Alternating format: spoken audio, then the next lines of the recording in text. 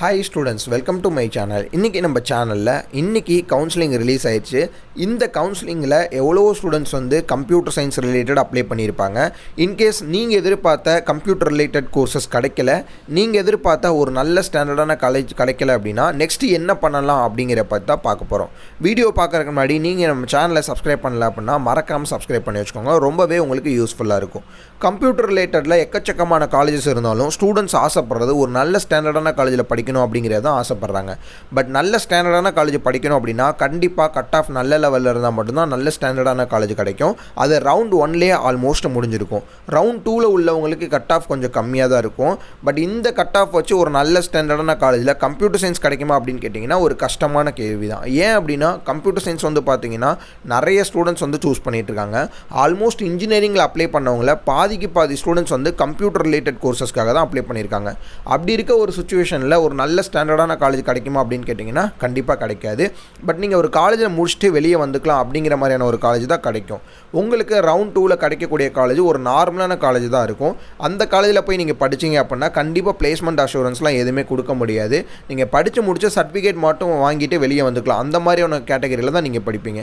Because round 1ல் select ஆகக்கூடிய காலேஜஸே உங்களுக்கு பிளேஸ்மெண்ட்ஸில் ரொம்பவே கஷ்டமாக இருக்குது. ஏன் அப்படின்னா எக்கச்சக்கமான ஸ்டூடெண்ட்ஸ் படிக்கிறனால சிஎஸ்சிக்கு கோவிட்டுக்கு அப்புறம் பார்த்தீங்கன்னா பிளேஸ்மெண்ட்ஸ் பண்ணி கொடுக்குறது ரொம்பவே ஒரு கஷ்டமான விஷயமா இருக்குது.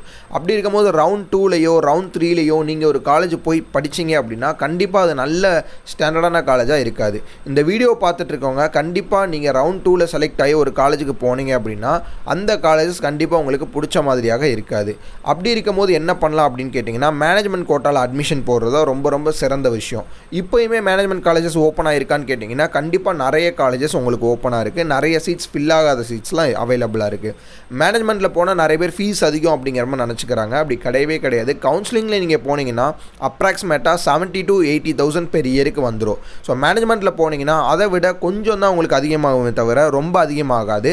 ஸோ 70,000 to 80,000 போட்டு ஒரு நார்மலான காலேஜில் நீங்கள் படிக்கிறதுக்கு 80 to 90 இல்லை 1 lakh கிட்ட போட்டு நீங்கள் ஒரு நல்ல ஸ்டாண்டர்டான காலேஜில் பிளேஸ்மெண்ட் அஷூரன்ஸ் இருக்கக்கூடிய காலேஜில் படிக்கிறது ரொம்பவே ஒரு ப்ளஸ்ஸான ஒரு விஷயம்.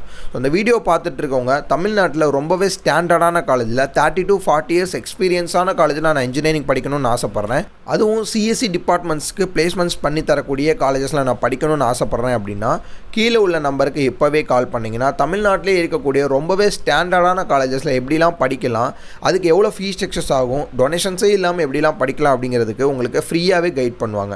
உங்கள் ஃப்ரெண்ட்ஸ் அண்ட் ரிலேட்டிவ்ஸில் யாராவது இன்ஜினியரிங் டிபார்ட்மெண்ட் நினச்ச காலேஜில் கிடைக்கல அப்படின்னு சொல்லிட்டு ஃபீல் பண்ணிட்டு இருந்தாங்க அப்படின்னா அவங்களுக்கு இந்த வீடியோவை உடனே ஷேர் பண்ணி விடுங்க. ரொம்பவே யூஸ்ஃபுல்லாக இருக்கும். நீங்கள் நம்ம சேனலை இன்னும் சப்ஸ்கிரைப் பண்ணல அப்படின்னா மறக்காமல் சப்ஸ்கிரைப் பண்ணி வச்சுக்கோங்க. நெக்ஸ்ட் ஏதாவது வீடியோஸ் உங்களுக்கு தேவைப்படுச்சுன்னா அந்த கோர்ஸோடைய நேமை கீழே மறக்காமல் கமெண்ட் பண்ணுங்கள். தேங்க்யூ.